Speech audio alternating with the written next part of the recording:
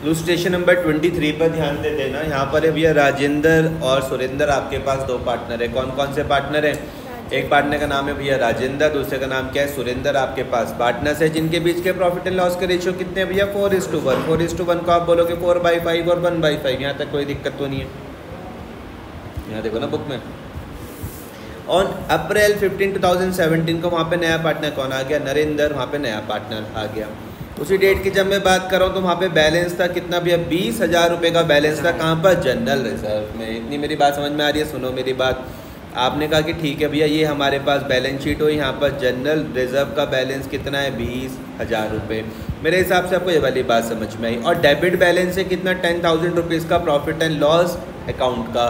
ध्यान से इस चीज़ को समझना भैया, जो डेबिट बैलेंस होता है, ये जो डेबिट बैलेंस होता है प्रॉफिट एंड लॉस का, इसका मतलब क्या होता है? लॉस होता है। डेबिट बैलेंस, ध्यान से मेरी बात समझ लो भैया, ये जो आपको जो डेबिट बैलेंस दिख रहा है ना 10,000 रुपये का, ये क्या है? लॉस है। इसको आप क्या करोगे? अच्छा यह आप समझ गए। क्वेश्चन में एक आपको जनरल रिजर्व दिख गया, दूसरा आपको 10,000 रुपये का नुकसान दिख गया है। आपको यहाँ पे जनरल एंट्रीज डालने के लिए वो बोल दी गई है regarding adjustment of accumulated profit है लॉसेस। एक बार फिर से समझ लेना, आपके पास दो पार्टनर है, एक पार्टनर का नाम राजेंद्र है और दूसरे का नाम क्या है भैया? सुरेंद्र है। उनके यहाँ के जो रेशियो थे वो कितने थे? 4:1। 4:1 को आप बोलोगे भैया 4/5 और 1/5। अप्रैल 15, 2017 को वहाँ पे नरेंद्र जो था वो नया पार्टनर आया। उस डेट में जब आपने यहाँ पर जब बैलेंस शीट देखी तो आपको यहाँ पर दिख गया था क्या भैया? जनरल रिजर्व कितने रुपए का? 20,000 रुपये का। और यहाँ पे जो डेबिट बैलेंस था प्रॉफिट एंड लॉस का, जो यहाँ पे डेबिट बैलेंस था कितना?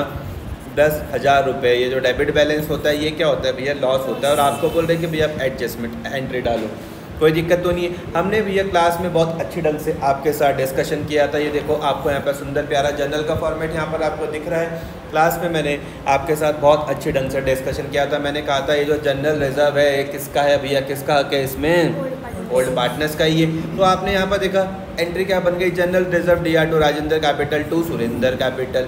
जैसी ही जनरल रिजर्व ओल्ड पार्टनर्स के बीच में बटा, इन दोनों पर काय का रूल लग गया? L+ का रूल लग गया। इतनी मेरी बात समझ में आ रही है या नहीं आ रही? जनरल रिजर्व जैसी ही पार्टनर्स के बीच में बट गया, काय का रूल लग गया, तो आपने कहा कि ठीक है भैया इनकी लायबिलिटी क्या हो जाएगी? बढ़ जाएगी। कौन से रेशियो में? आपको पता लग गया। अच्छा भैया ओल्ड रेशियो में हम इनको बांट देंगे 4:1 में। अब मेरी बात समझ में आ रही है? यहाँ तक कोई दिक्कत तो नहीं है? General reserve DR to Rajendra capital to Surendra capital 20,000, 16,000 और 4,000। यहाँ तक मेरे हिसाब से कोई भी दिक्कत नहीं आनी चाहिए। दूसरी ओर जो यहाँ पे जो ये देखो 10,000 रुपये का जो यहाँ पर जो लॉस था, प्रॉफिट एंड लॉस का डेबिट बैलेंस क्या होता है?